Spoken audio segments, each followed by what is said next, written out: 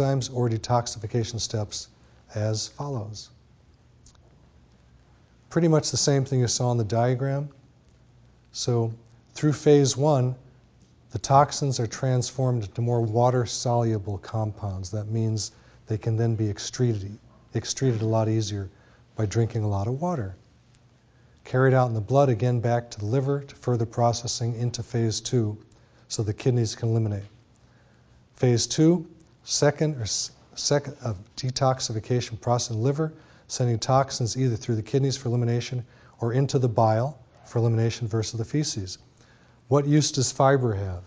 I'm sure people here eat fiber. A lot of people here must take fiber. Why do you do it? A lot of people take it for constipation, but what's it also going to do? It's essential in picking up these toxins and eliminating them in the stool. So as an example, talking about a fast. A few years ago, I did a green apple fast to get rid of, actually it was a gallbladder cleanse. Have you ever done this one? You take green apples and you squeeze down to the juice. 3 days, right? Then the third night, olive oil. Glass of olive oil, what does that do? Fats make the gallbladder contract. What happens then? Next morning you better have a high colonic enema prepared, because otherwise you're going to recycle all of this stuff going in. Now I just read a study about this, that it really is harmful for the body to do it. And if anyone wants information on that, I'll get that to them. So, you know, when we deal with alternative medicine and folk medicine, a lot of things may be good, a lot of things may be bad, and until studies are done, it's often things that we have to kind of take lightly and be careful of. But I've tried a lot of these things. Once I did a fast of, I took distilled water, put in rice, let it soak for days. So I had many different crates of rice. So each day I could eat one. The idea of it was to take calcium deposits out of the joints. Okay? That's the fast. You just eat rice for a few days. I didn't find that it worked. It was a great thought. If you take rice into your system that has very little mineralization, because the distilled water will take that out of your system. By the way, I would never drink distilled water for a long period of time, because it's going to leach out a lot of your minerals that you need. So maybe it works for somebody, I don't know. It didn't work for me. So I mentioned before, the cytochrome P450 enzymes require B vitamins and minerals, can be accelerated by phytonutrients from fruits and vegetables. And fruits and vegetables are great, right? Especially the veggies, especially green veggies, raises up alkalinity in the body. Be careful of the fruits if you're one of those people that's not in this room that has a protruding abdomen, because it's going to raise up your sugar real quick from fructose. Any OSC is like dextrose or glucose. It's a sugar. And we want to keep that down with people that want to burn their fat. So in the beginning, when we start a program with them, we lower their fruit intake, and the fruits that we use are low glycemic, meaning they don't turn into sugar very quickly. Berries are very good for that purpose. This is kind of cool. Phase 2 is achieved through the chemical process of conjugation, meaning binding things together. So those intermediate metabolites are then bound to other amino acids, which is like packaging them. When they're packaged, then they can be eliminated through the bile, the urine, or the sweat. And you know I'm a big proponent of sweats. You know, hot baths with Epsom salt, saunas, things like that. And I think we're going to get into that a little bit too.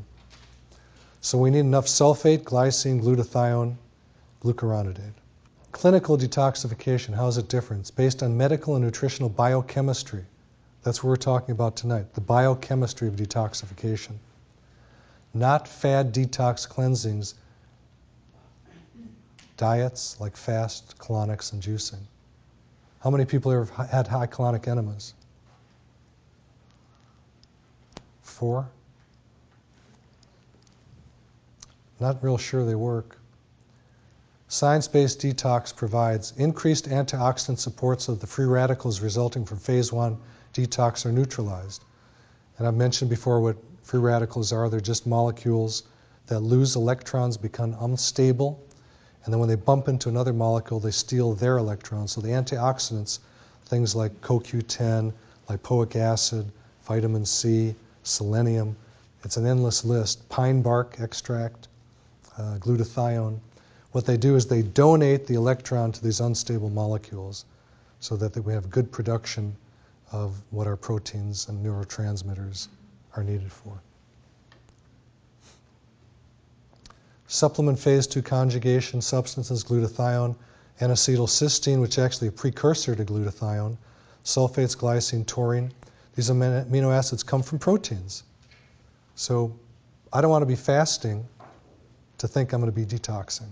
I want all of these things that I know will detox my system. Low protein. Does that support liver detoxification? No.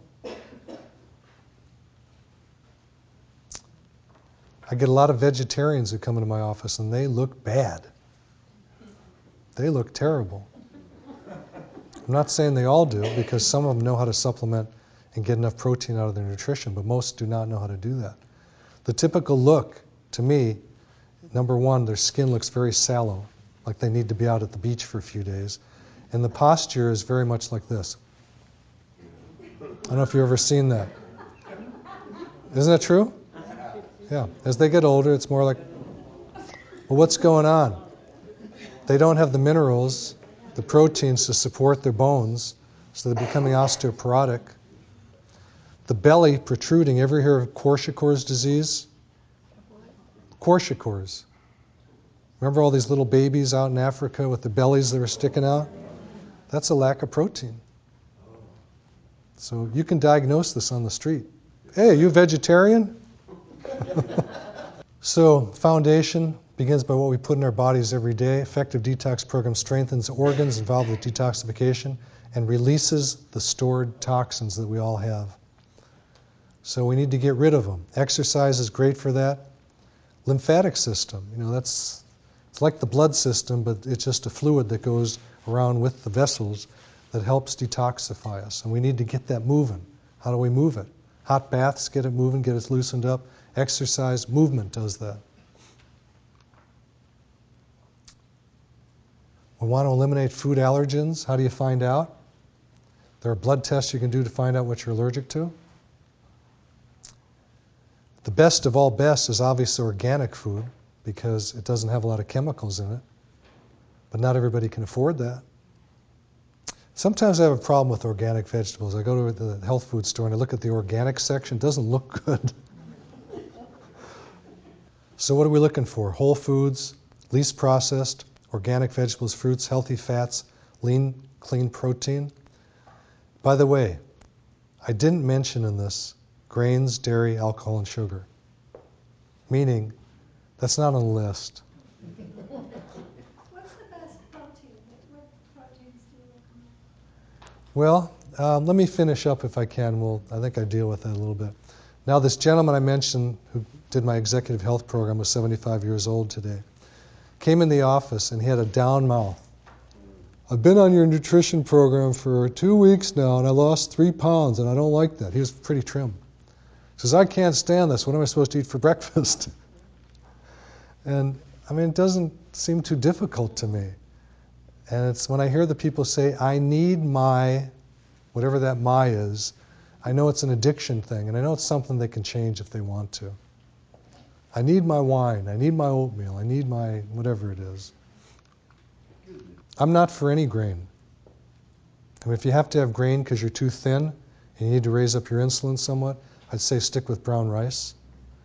Brown rice, or rice itself, is non-inflammatory for the percentage of people, for the greatest percentage of people. All the rest typically can have allergic reactions for people. At least stay with things without gluten if you have to have a grain. Wheat, rye, barley, things that we make pasta out of, make bread out of, all those good things. So here it is, optimal food choices.